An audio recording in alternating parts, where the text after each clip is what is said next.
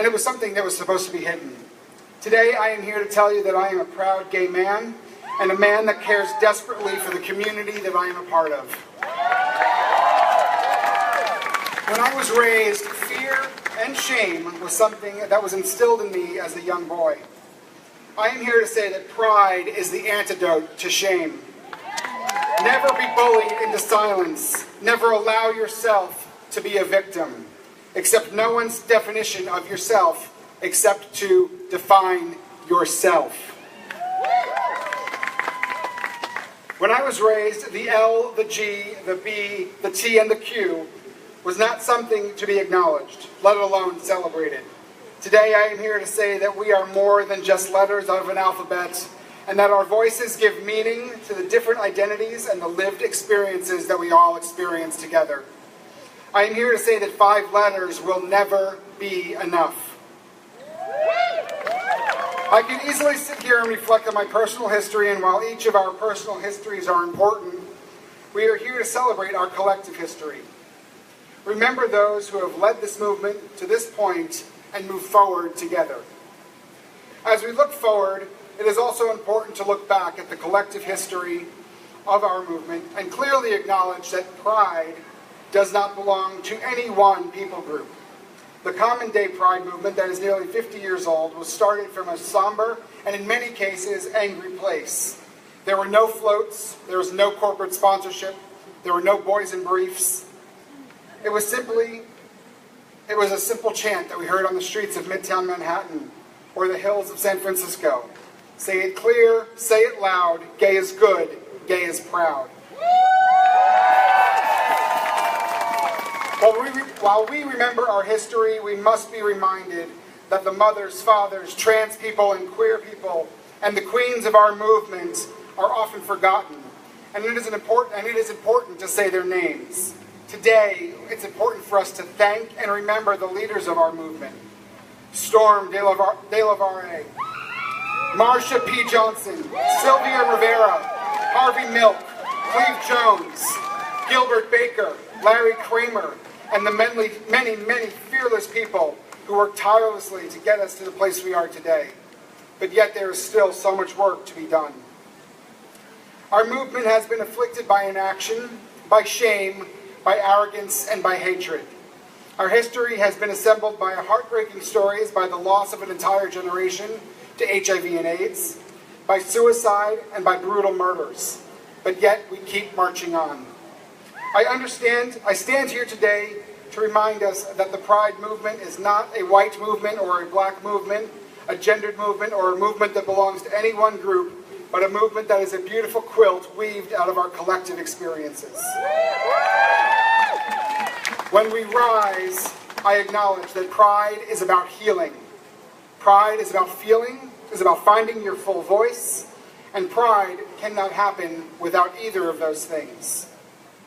When we rise, I know that we may not all have the same concerns, but if you are concerned about women's issues, I need you to be concerned about Black Lives Matter.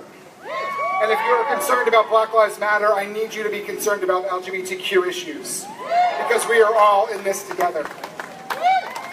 When we rise, I accept that by embracing HIV-positive people, we short-circuit the stigma that fuels the epidemic. By loving and fighting for the rights of undocumented immigrants, or by shouting with pride that Black Lives Matter, or that women's rights are human rights, we are creating a world where an end to AIDS is possible. When we rise, I don't accept that I am just a letter on an alphabet, but that 5 letters to describe my community is never enough. Whether you are an advocate or an ally, or a bisexual, or you are just coming out, or you challenge the limits in drag, or you are an exhibitionist, or you are femme or non-binary, or you are gay, or you live in a gradient as in heterosex, or don't feel any reason to hide as intersex, you are justified in who you are. If you are a lesbian, masked, or non-binary, it's okay to challenge the norms. Being an out queer person, you don't have to hide what you feel. You are mighty real. We need to be unapologetically proud 365 days a year, and if you push the boundaries and live in S&M or are comfortable in your own, be comfortable in your own skin. If you are trans, you are loved, and we fully accept you and are celebrating your life. If you are undecided, it's okay. Be yourself. If you need to express yourself, vogue like you've never vogued before. If you desire to avoid patriarchal linguistic norms and spell woman with a Y or an X, we accept and celebrate your struggles, identities, and intersectionalities. If you are extravagant, keep those sparkles, glitters, and feathers coming. I want to see more of it, darling. And most importantly, it is important to remember that you, and you, and you, and you are loved. No matter if you identify whether it be Z or Zer or Faye or they, when we rise, we are true to ourselves first and foremost, and we are unapologetically proud every day. When we rise, we take a stand against injustice. We remember the trans people of color who have been violently murdered this year. We remember and fight for the members of our community in Chechnya who are being tortured. And we celebrate and remember the lives of the 49 humans who lost their lives due to hatred and terror in Orlando. May we continue to fight for what is right, what is honorable, and for our place in this world. Keeping calm in the face of difference and living our lives in a state of inclusion is a wonderful thing. Together we celebrate the diversity of humanity. When we rise, we use our voice to fight against inequality. Politicians can sign all the documents they want. They can choose to use their bully pulpit for goodness and grace and love, or they can use it to cause division. The beautiful thing is that they cannot take away our community. They cannot take away our pride. This state needs to take notice that we are here and we are here to stay. Politicians need to find love within themselves. When we rise, we can make America love again.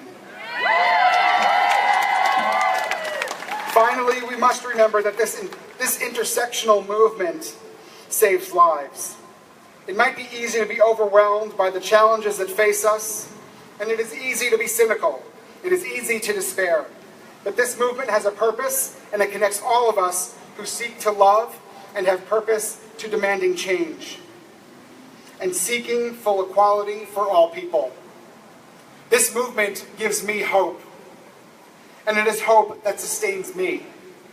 Hope that we might yet save our planet and learn to share in peace. Hope for justice and equality. Hope for children that they follow us, and hope that someday, soon, we may rise. Thank you.